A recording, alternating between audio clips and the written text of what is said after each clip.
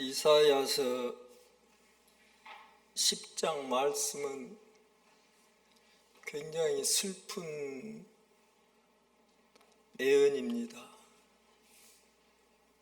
하나님은 이사야 선지자를 통하여서 거듭거듭 북쪽에 있는 이스라엘의 북쪽 왕국, 또 남쪽에 있는 유다라는 남쪽 왕국 사람들에게 하나님을 기억하고 하나님의 율법에 따라 살며 하나님을 섬기되 주변 국가의 우상을 섬기지 말고 오직 하나님만을 사랑하고 섬기라고 그렇게 말씀을 하셨어요. 그렇지만은 이스라엘 백성, 하나님의 택한 백성들은 그 말을 주의 깊게 듣지 않았어요. 그리고 계속해서 하나님의 마음을 아프게 했어요. 그러나 긍휼과 인자하심이 풍성하시며 오래 참으시는 하나님께서는 계속해서 말씀하셨어요. 내 말 좀 들어라. 그렇게 너희들이 살면은 내 삶도 파괴되고 너희들의 삶이 순탄하지 않을 것이라는 경고를 이사야서 1장부터 보면은 계속 나와요. 그리고도 말을 안 들으니까 하나님께서 아주 무서운 예언을 하셨어요. 그 말씀이 이사야서 10장에 기록됩니다. 북왕국에 있는 이스라엘 사람들아, 이것은 앞으로 100년이 지난 후에 일어날 일을 현실에 일어난 것처럼 예언을 합니다. 너희가 회개하지 아니하면은 아시리아라는 제국의 왕과 군대가 와서 너희를 포로로 잡아가고 너희 나라를 완전히 망하게 할 것이다, 이렇게 말씀하세요. 그러면서 하나님께서 또 약속하시기를 구원의 약속을 말씀하십니다. 그리고 14장으로 가면은 또 하나님께서 남쪽에 있는 이스라엘의 유다 왕국에게 또 백성들에게 말씀을 하세요. 너희들도 정신 차리고, 이건 100년이 넘는 시간 전에 예언을 하는 거예요. 너희도 정신을 차리고 하나님의 말씀에 순종하고 죄를 짓지 말고 잘 살아라. 그러면 너희가 하나님의 복을 받을 것이요 모든 일에 하나님께서 함께 하시리라. 그런데 14장에 보면은 남쪽 왕국 유다 백성들도 하나님 종이 선포하는 하나님의 심판의 예언을 귀담아 듣지 않았어요. 그리고 자기 멋대로 또 계속해서 우상을 숭배하면서 이렇게 사니까 14장에는 바빌론이라는 나라의 왕이 와서 예루살렘 성전을 파괴해버리고 너희들을 포로로 잡아갈 것이요, 그러나 하나님께서 너희들을 연단하신 후에 반드시 구원하시리라. 그리하여 너희를 다시 예루살렘으로 돌아오게 하리라. 이런 내용이 예언되어 있습니다. 이 예루살렘이 파송과 북왕국의 수도 사마리아가 파괴되고 포로로 잡혀가는 이 예언을 들으면서 우리는 우리의 삶 가운데 다가오는 고난을 세 가지 측면에서 바라봐야 됩니다. 이스라엘 사람들은 당연히 자기들이 잘못하고 그것도 한두 번 잘못한 게 아니라 100년 이상을 하나님께서 계속 경고했는데도 말을 듣지 않았기 때문에 참 슬픔을 당했지요. 그러나 두 가지가 더 있어요. 우리가 잘못하지 않았는데도 고난을 당하는 경우가 있습니다. 지난주 교회에서 우리가 함께 본 신의 악단이라는 그 영화를 보며 눈물이 나려고 하는 것을 참 참느라고 힘들었어요. 그 사람들 그 영화 중에 나오는 찬송가 하나가 인생길 험하고 마음 지쳐, 그 찬송이 짧게 나오고 끊쳐버리다고요. 근데 그 찬송을 제가 굉장히 많이 불렀어요. 인생길 험하고 마음 지쳐 살아갈 용기 없어질 때 어둠에 앉아서 울지만 말고 예수님 품으로 나오시오. 그 찬송을 많이 부른 이유가 대학 졸업하고 신학교 간다고 아버지가 집에서 큰아들이 그런다고 쫓아내서 신학교를 다니면서 겨울이면은 기숙사 문을 닫으면 갈 데가 없어서 서울 그 추운 밤거리를 그냥 할 일 없이 돌아다니고 밤에는 철야 기도하는 교회에 가서 난로 가까이 앉아 잠자러 가고 쓰레기통 뒤져서 먹을 거 있나 찾아 먹기도 하고 그러면서 국밥집 앞을 지나가는데 지금도 국밥을 제가 좋아해요. 그 냄새가 얼마나 향긋하고 좋던지 하나님 국밥 한 그릇 먹었으면 얼마나 좋을까요? 우리가 고난을 당할 때 그 신의 악단에 나온 사람처럼 이 길이 고난의 길을 알면서도 스스로 주님을 사랑하는 마음으로 희생과 헌신을 할 때 우리는 인생길 험하고 마음이 지치는 그러한 경우를 당할 수도 있습니다. 세 번째로는 어떤 특별한 죄를 짓지 않았는데도 여러 가지 삶의 문제로 인하여 인생길 험하고 마음이 지칠 때가 있습니다.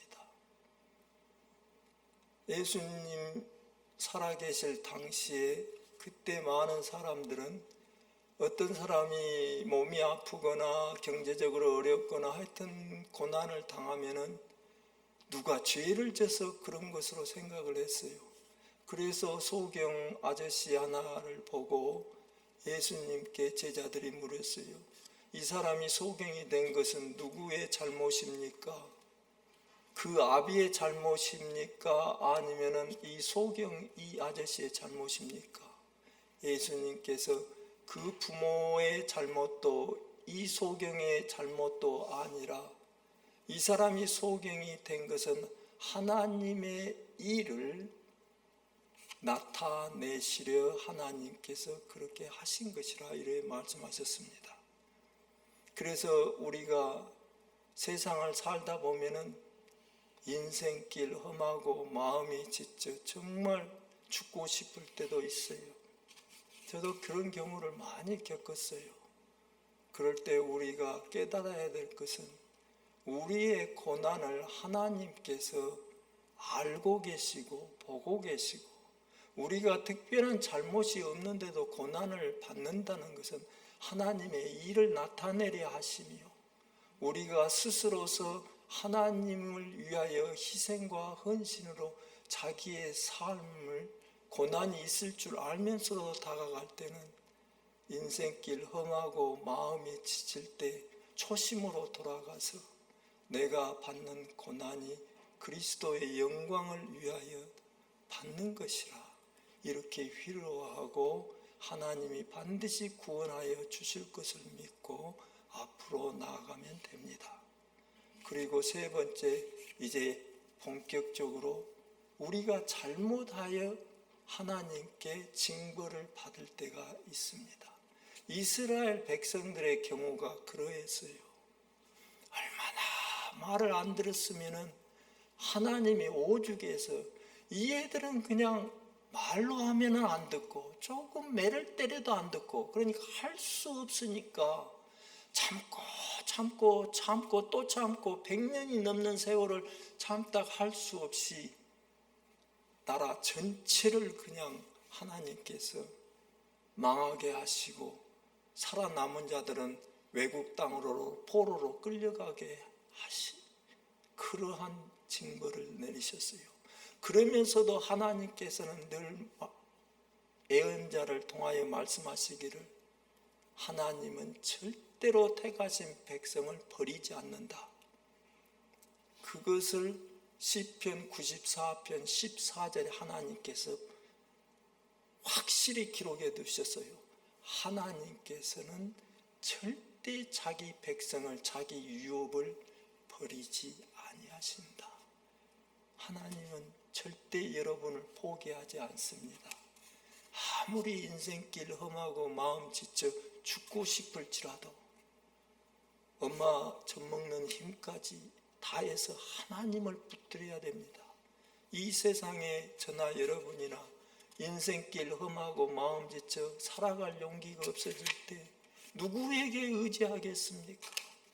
그래서 우리가 잘 아는 찬송에 전부여 의지 없어서 두 손 들고 옵니다. 주 나를 박대하시면 내가 어디로 가오리까? 하나님은 우리의 눈물을 보십니다. 우리의 마음의 눈물을 보십니다. 내 가족들, 내 배우자도 알지 못하는 내 마음의 깊은 눈물을 하나님은 알고 계시고 보십니다. 그리고 하나님께서 약속하셨습니다. 내가 너의 눈물을 씻어줄 것이요 내가 반드시 너를 구원하리라. 하나님을 사랑하고 하나님께 죄를 짓지 아니하고 하나님 중심으로 살기 위해서는 하나님에 대한 건강한 두려움이 있어야 됩니다. 부모에 대한, 아버지에 대한 두려움이 없는 자식들은 많이 잘못된 길로 갑니다.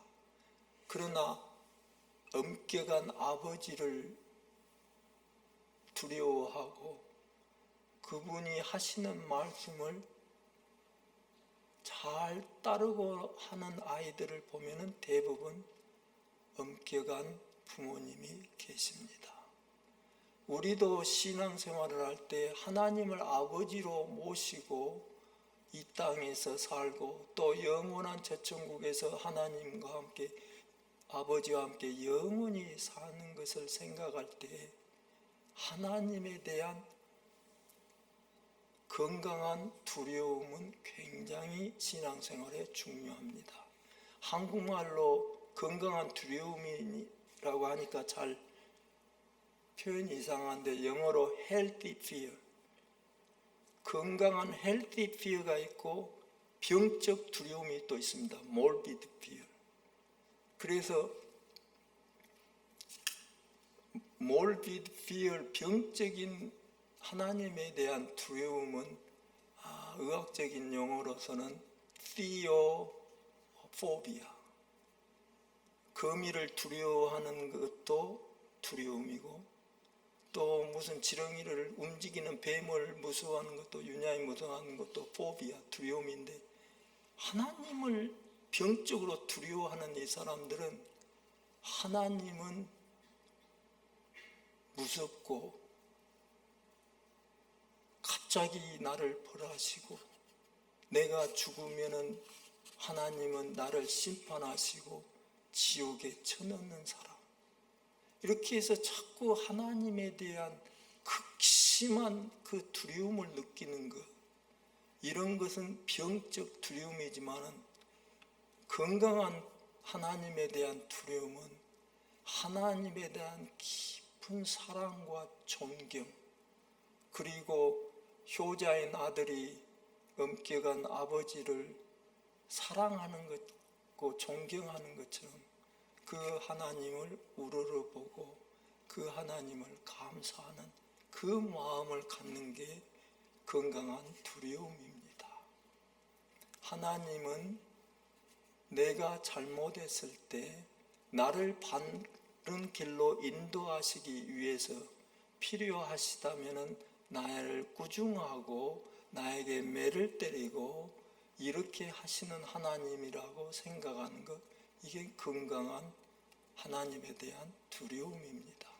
하나님을 항상 솜사탕 산타클로스처럼 생각하는 그러한 신앙은 우리의 삶을 불행하게 할 수도 있습니다. 아버지를, 엄격한 아버지를, 부모를 두려워하지 않는 자식은 부모가 아무리 좋은 말을 해도 그 말을 듣지 않고 나쁜 친구들과 어울려 다니며 잘못된 길로 갑니다. 그래서 우리의 신앙생활 가운데 중요한 것은 하나님에 대한 건강한 두려움을 늘 가져야 됩니다. 성경은 말합니다. 하나님을 두려워하는 것이 지혜의 근본이라. 우리가 하나님을 사랑할 때 하나님은 그냥 늘 용서하시는 하나님, 우리가 죄를 지어도 그냥 용서하시고 그저 웃으시고 그런 솜사탕 산타클로스 하나님으로만 생각을 하면은 우리가 죄의 유혹에 쉽게 빠지고 잘못된 길로 갈 수 있습니다. 그래서 성경은 거듭 이야기합니다. 하나님을 두려워하라. 우리의 구세주신 예수님께서도 하나님을 두려워하고 사람을 두려워하지 말라고 말씀하십니다. 곧 우리의 삶과 죽음, 우리의 운명, 생사화복을 다 주관하신 분은 하나님이십니다. 우리가 건강하다고 자랑할 게 없어요. 40대, 50대, 60대 쌩쌩하고 건강한 사람도 하나님이 그 건강을 지켜주시고 생명을 지켜주시지 않냐면은 교통사고 나서도 죽을 수가 있고 암이 걸려 어느 날 갑자기 그 사람이 그냥 걸려 죽을 수도 있어요. 우리가 하나님에 대한 온전한 믿음과 신뢰와 하나님의 절대적인 권능을 인정하지 아니하면은 우리는 죄의 유혹에 너무나도 쉽게 무너질 수가 있습니다. 이스라엘 백성들의 문제점은 제가 생각해 볼 때 하나님에 대한 건강한 두려움이 없었어요. 우리를 애굽 땅에서 400년 이상 노예 생활을 할 때 우리를 구해 주신 하나님, 홍해바다를 갈라서 우리를 인도해 주신 하나님, 사막에서 만나를 주시면서 우리를 먹여 주신 하나님, 생각해 보니까 하나님은 정말 솜사탕 산타클로스 하나님, 뭐 앵간히 죄를 지면 하나님께 넘어가 주시겠지. 하나님에 대한 깊은 사랑도 부족하였고 하나님에 대한 건강한 두려움도 없었던 것 같아요. 얼마나 기가 막히냐면은 14장에 보면은 바벨론에게 유다 왕국이 멸망을 당하는데 136년 전에 기원전 722년 북왕국 이스라엘이 아시리아 제국에게 멸망당하는 것을 유다 사람들은 남쪽에서 지켜봤어요. 그러면 회개를 했을까요? 성경은 말합니다. 불행하게도 회개를 하지 않았어요. 예수를 믿으면서 제일 중요한 게 하나님 회개의 영을 매일매일 부어주시옵소서. 회개를 잘해야 되겠구나. 하나님은 우리가 회개하면은 우리의 죄를 덮어주시고 용서해 주십니다. 꼭 시골에서도 매 맞는 자식 보면은 고집이 세가지고 말을 아무리 해도 말 듣지 않는 자식이에요. 우리가 신앙생활 하면서도 보면은 꼭 죄를 지어가지고 꼭 고난을 당하는 그런 세 번째 경우에는 말을 아무리 해도 본인이 알아요. 진즉 이러면 매 맞겠는데, 그러면서도 이게 계속 죄는 습관성인 것 같아요. 그래서 죄를 짓다가 하나님이 드디어 얘는 그냥 말로 해가지고는 안 되겠다. 그래서 사랑의 채찍을 드는데 그것도 하나님의 사랑이에요. 하나님께서 우리가 잘못되어 갈 때 우리에게 훈계를 하고 매를 들어서 징벌을 하지 않고 계속 못된 길로 나가게 둔다면 우리는 아마 하나님께서 굉장히 멀어져 버릴 거예요. 그리고 하나님이 누구냐는 그러한 불신앙을 갖게 될지도 몰라요. 그래서 첫째로는 우리가 죄를 지을 때 회개를 빨리빨리 해야 됩니다. 그냥 고집 부리고 그러다가 매를 자초할 필요는 없잖아요. 빨리빨리 회개하고 하나님 잘못했습니다. 지난 수요일날 제가 말씀드렸지요. 한국 택시나 버스에 오늘도 무사히 어린 소녀가 무릎 꿇고 두 손을 모아 기도하는 그림과 함께 오늘도 무사히. 우리의 신앙인들은 육체적인 그런 오늘도 무사히가 아니라 영적으로 오늘도 무사히, 하나님 오늘도 죄 짓지 않고 오늘도 무사히. 죄를 무서워해야 됩니다. 저의 신앙생활을 돌려봐도 조금 철이 안 들었을 때는 지금도 철이 덜 들 것이 많지만은 죄가 그렇게 별로 무섭지 않았어요. 근데 나이가 들수록 보니까 하나님 나라에 갈 때가 가까워지고 그분의 모습을 직접 볼 날이 가까워서 그런지 모르지만 죄가 무서워요. 죄가 정말 무서워요. 죄는 우리의 영을 파괴할 뿐만 아니라 우리 삶 전체를 복잡하게 만들어요.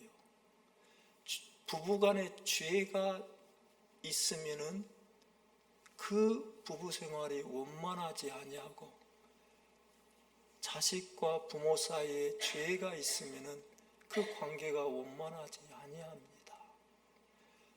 그래서 마귀는 끊임없이 우리를 시험하고 죄를 짓게 만듭니다. 그래서 죄가 우리 삶 가운데 들어와서 역사를 하면은 우리의 삶 전체가 망가질 수 있습니다. 그래서 우리는 늘 신앙생활을 하면서 하나님 오늘도 무사히 죄 짓지 않게 도와주시옵소서. 우리 자신들이 잘 알아요. 어떤 경우에 우리가 제일 죄 짓기 쉬우며 위험한가. 나는 골프장에만 가면 죄를 많이 지어요. 내가 알아. 골프장에서 가면은 공이 지 멋대로 그냥, 나는 잘 치려고 하는데 날씨는 더운데 그냥 왼쪽 갔다 오른쪽 갔다, 뱀 나올까 무서운데 숲으로 들어가고 그러면 신경 짜증이 나서 공보다 괜히 죄 없는 공한테 욕하고 지랄하네 하고 욕하고 또 그냥 날은 더운데 앞에 사람이 그냥 공 숲으로 들어가서 잊어버려 가지고 찾으면 그냥 30초 보고 빨리빨리 가지, 막 5분씩 찾고 있으면 날은 더운데 지켜보면 마음에 시험이 들어가지고 아주 나쁜 생각이 들어요. 저 사람 가다가 차 타고 가다가 빵꾸나 나버리면 좋겠다, 막 이런 생각도 들 때가 있어요. 빨리빨리 자기가 알아야 돼요. 아, 여기 가면 내가 죄를 많이 짓겠다. 그래서 골프장에 가면 제가 차 주차 딱 하고 기도를 열심히 합니다. 하나님, 오늘도 무사히. 자기가 알아요. 아, 이렇게 하면 죄를 많이 짓겠다. 특히 아이들을 기르는 분들은 애들한테 잘하려고 하지만 짜증이 날 때가 있어요. 애들이 특히나 사춘기 되고 말이 안 듣고 그러면은 나 자신도 모르게 그냥 입에서 험한 소리가 나오고 네 애비 닮아서도 이러냐 하고 죄 없는 남편까지 끌어들여서 막 복잡하게 돼요. 죄가 들어오면은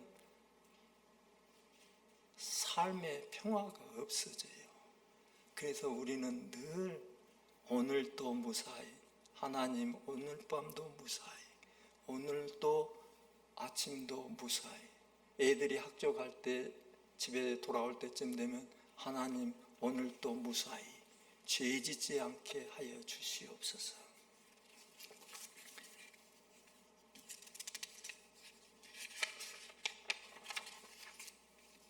그리고 말세가 되면은 참 죄를 우리가 짓기가 쉽다고 그렇게 성경은 말씀하세요. 그래서 말세에 사는 우리들은 더욱이나 더 조심해야 돼요. 디모데후서 3장 1절로 5절까지 보면은 너희가 이 말을 잘 기억할지니 마지막 날에 굉장히 어려운 때가 온다 그랬어요. 신앙인으로서 죄를 안 짓고 하나님 앞에 바르게 살기가 굉장히 어려운 때가 온다 그랬어요.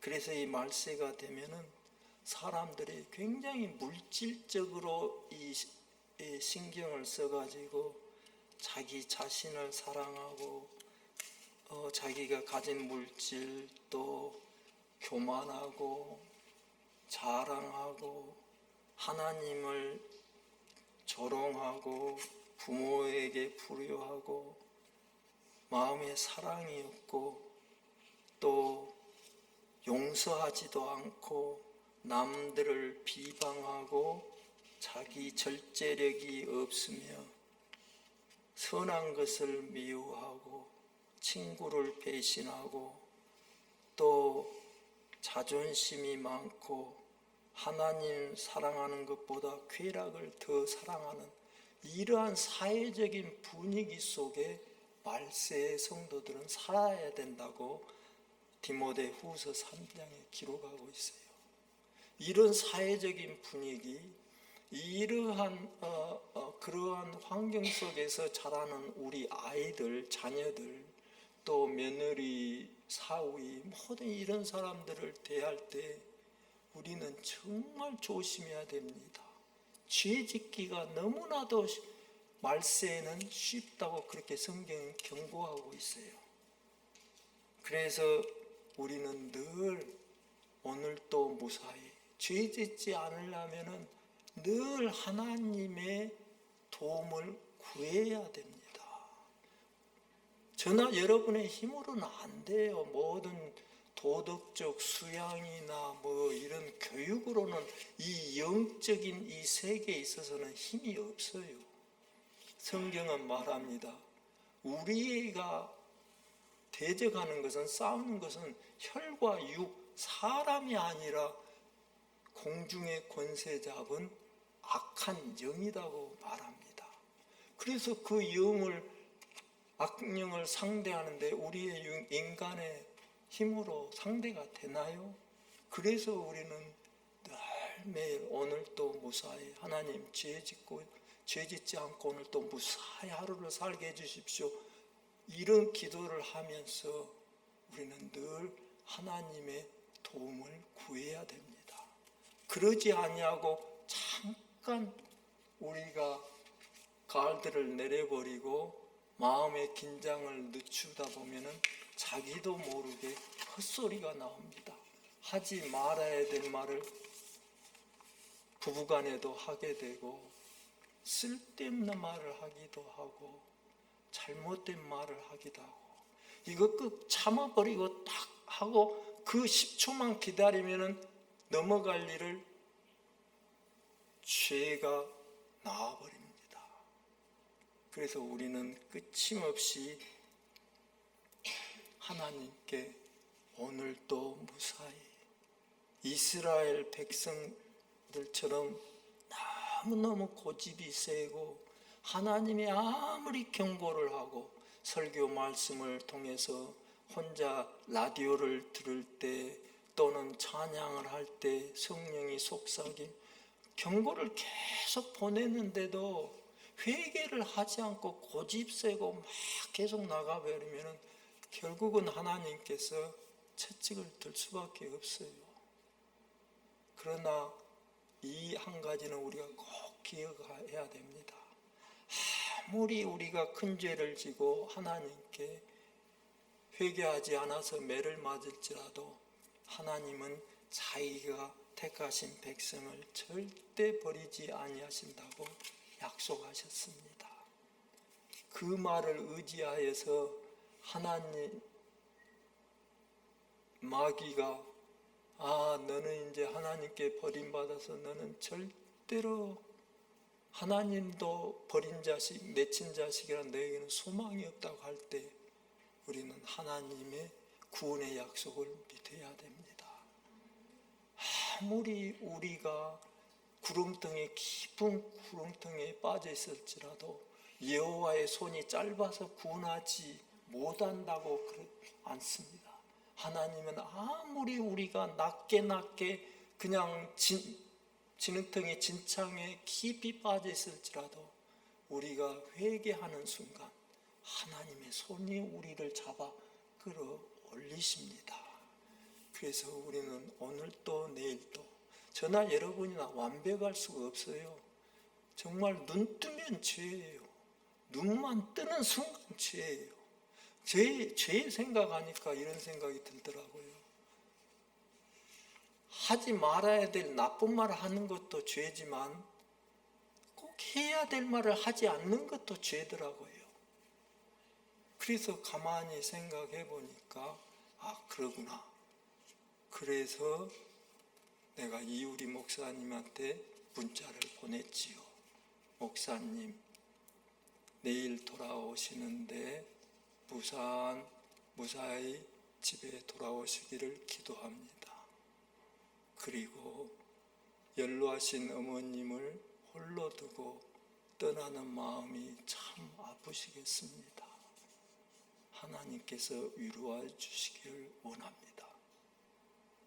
그 문자가 이 목사님께 위로가 됐으면 해요. 근데 내가 깨달은 것은 하나님이 그 말을 나를 통해서 이 목사에게 해주기를 원하는데 내가 게을러가 내가 한들 뭐 하겠어? 안 하는 게 죄예요, 아니에요? 죄지요. 고개 좀 끄덕이세요. 그 죄예요. 그건 성령의 감동이 있었다 이 말이에요. 나는 성령님이다. 너 이 말에 그것이 아니라 그것이 내 마음에 스쳤다는 것은 하나님께서 나에게 그런 마음을 주셨다는 거예요. 그런데 그것을 흘려버리고 좋은 말을 우리 교회 주위에도 인생길 험하고 마음 지쳐 슬픔이 많은 사람들이 많아요. 겉으로는 웃고 안녕하세요 하지만은 마음에 깊은 슬픔과 눈물 있는 분들이 있어요. 그분들에게 생각지도 않게 저분한테 좀 안타까운 마음이 들고 위로하여 주고 싶다 이 마음이 들잖아요. 그러면 그건 하나님께서 우리를 사용하셔서 그분에게 위로를 해주기를 원하시는데 우리가 귀찮게 또 그 사람한테 그 말에 하고 말을 하지 않아 버리면은 하나님이 하시는 일을 우리는 나타내지를 못하고 하나님도 슬퍼지시고 고통을 받는 그 사람도 위로를 받지 못했으니까 슬퍼지고 불순종한 우리는 죄를 지어서 슬픈 사람이 돼버리고 그래서 우리는 신앙생활을 할 때 갑자기 이 사람에게 전화하고 싶다. 이 사람에게 문자를 보내보고 싶다. 그러면은 순종하세요. 그냥 에이 뭐 그러지 말고 쓰세요. 몇 자. 하나님께서 반드시 역사를 하십니다. 그리고 마지막으로 아이고 시간 다 됐네. 그러면은 마지막이 아니라 그냥 끝마치겠습니다. 또 다음 어떤 수요일 날 또 무슨 기회가 있겠지요. 기도하겠습니다. 하나님 우리 아버지, 저희들 세상 사는 것이 쉽지가 않네요. 하나님 보시기에, 사람 보시기에 아름답고 참 좋은 일을 많이 하며 험한 이 세상 살려고 하지만 삶에 지친 저희들 생각지도 않게 하나님을 슬프게 하고 또 사람을 슬프게 하는 죄를 질 때가 많습니다. 늘 우리에게 회개의 영을 주셔서 하나님의 용서를 받고 새 출발을 할 수 있도록 도와주시고 늘 하루하루 오늘도 무사히 하나님께 죄를 짓지 않고 죄를 짓기보다는 하나님을 기쁘시게 하는 일들을 많이 하면서 하루하루를 지낼 수 있도록 축복하여 주시옵소서. 예수님 이름으로 기도하였습니다. 아멘.